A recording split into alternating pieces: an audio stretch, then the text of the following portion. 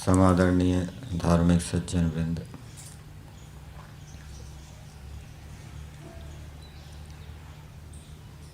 जो मनुष्य विषयासक्त होता है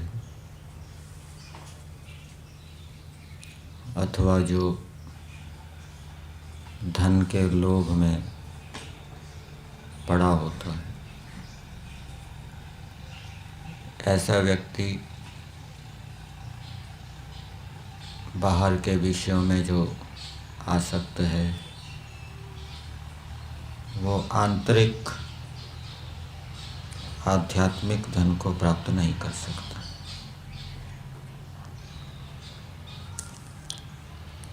वो ईश्वर को जीत नहीं सकता, ईश्वर को अपने वश में नहीं कर सकता, ईश्वर को अपनी ओर आकृष्ट नहीं कर सकता, ईश्वर को प्रेरित नहीं कर सकता, ईश्वर का प्रिय नहीं बन सकता।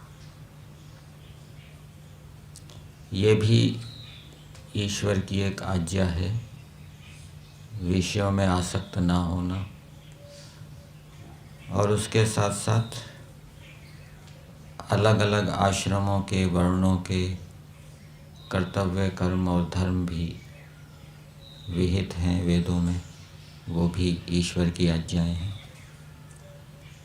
जितेंद्रियता और उसके साथ साथ अपने अपने आश्रमों के वर्णों के कर्तव्य कर्मों धर्मों का ठीक ठीक पालन करना पूरी शक्ति से, ये भी ईश्वर की आज्ञा है।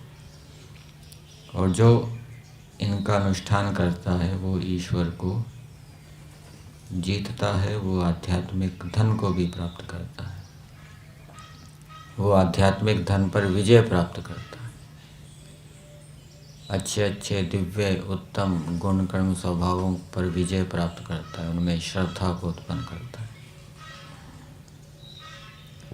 वेद के अंदर अघायु शब्द आया है। एक अग कहते हैं पाप को, पाप को चाहने वाला, क्लेशों को पाप को चाहने वाला कहा गया है।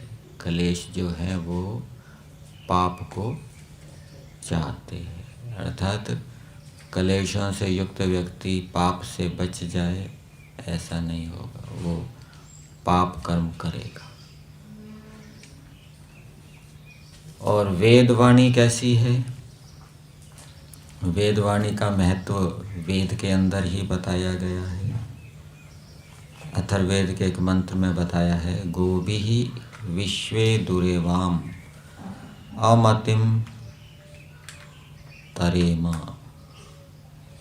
वेदवाणियों से हम अमति को, दुर्मति को या अज्ञान को या अविद्या को पार कर जाएं। तो जो वेदवाणी है वो हमें दुष्परिणाम देने वाली जो दुर्बुद्धि है, दुष्परिणाम देने वाला जो अज्ञान है, अविद्या है, उससे हमें तार देती है।